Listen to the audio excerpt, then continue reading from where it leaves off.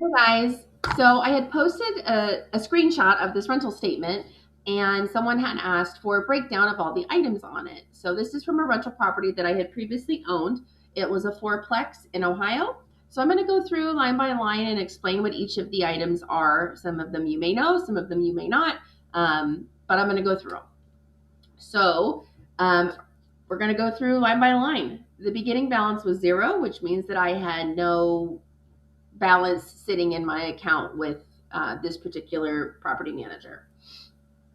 That is not typical. Typically, I would have some maintenance reserves on hand for them, but I think this was the very beginning of working with them. So I think we had our reserves in a separate account. But you always want to have reserves. So this is for a 1 month period, as you can see here, and one managed property. And I believe this is for actually February rent collected based on the dates because we collected rent on the 1st. So rental income, so this is all the income that the property manager collected on my behalf. So $2,870. Convenience fees, that is for using their online portal. There is a fee to use certain things. That's income that comes to me. Commissions. So we had some vacant units.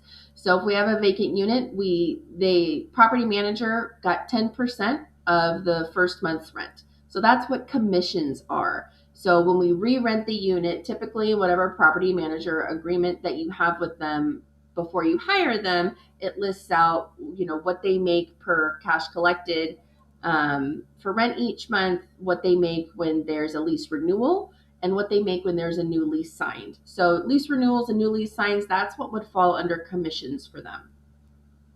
Management fees. So management fees are those flat monthly fees.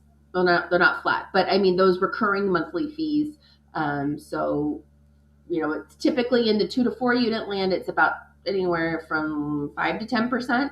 10% is more typical, and you always want to have management fees be on cash collected, not on rents expected. So let's say you have a 4 unit, but only 3 of your units paid. But if you are paying your property manager on rents that are expected to be collected, then you're paying for a unit to be managed that you didn't collect any rent from. So they're not super incentivized to make sure that everybody's paying and paying on time.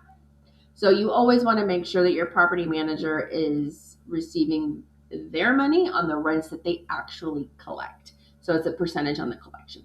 So that's what the management fees are.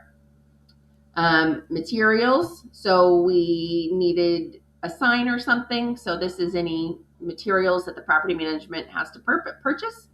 Management fee, credit card fee. So see how this matches the convenience fees? They give it to me and then they take it back. So this is for any credit cards. The property manager that we used at the time allowed people to use credit cards if they needed to or wanted to, and they charged them a fee for it. So they would send the fees to us and then debit them back out. That's just the way that they do it. NSF management fee. So this is when someone submits their rent payment and it comes back insufficient. So if it's insufficient, then there is a charge that is charged to me. We also charge the fee to the tenant, but based on this, we hadn't collected that fee yet. So they charge me the insufficient funds fee until we collect it from the tenant because their bank charges them. So that's why. We also had this property manager paying the utilities for us. So every bill went to them. They sent us a copy of the bill and a copy of the payment receipt, and we kept it in our drive folder. And then they just deducted it from our rental every month. And our ending balance was 1631.38. They didn't. It shows that they didn't disperse anything. We were building up our reserves at the time, so we asked them to hold it until we agreed upon what the reserve amounts are. Some property managers will require X amount, $1,000 in reserves, $500 in reserves. Some will require a percentage of rents. It varies. So that's a conversation that you want to make sure that you have with your property manager so that you know what to expect and what to plan for. And there are also things in the property management contract about how they're able to spend those funds. You don't want them calling you every time they have to buy a $9 something. But you do want them to keep track of it and you do want the receipts. Okay, so you do want the receipts, you do want the proof, but you don't need a phone call when they need to spend $9. That's micromanaging, and that's not what a CEO does. And you are the CEO of your business. So a lot of times I would set up a threshold of, if it's over $200, then you need to call and get approval.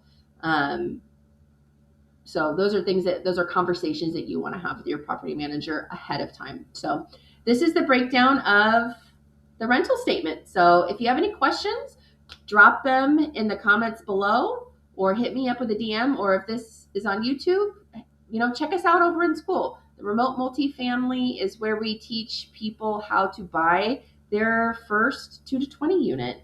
And it doesn't have to be your first deal. You may be doing it differently. You may have done it before, but you want to do it differently now. You hit some rough roads before, and now you want to try and learn a better way. Well, we teach you the A to Z method. We teach you to dot all the I's and cross all the T's so that we mitigate your mistakes as much as possible. So if you want to check that out, the link will be below. Again, that's on our school community, and I'll talk to you all soon.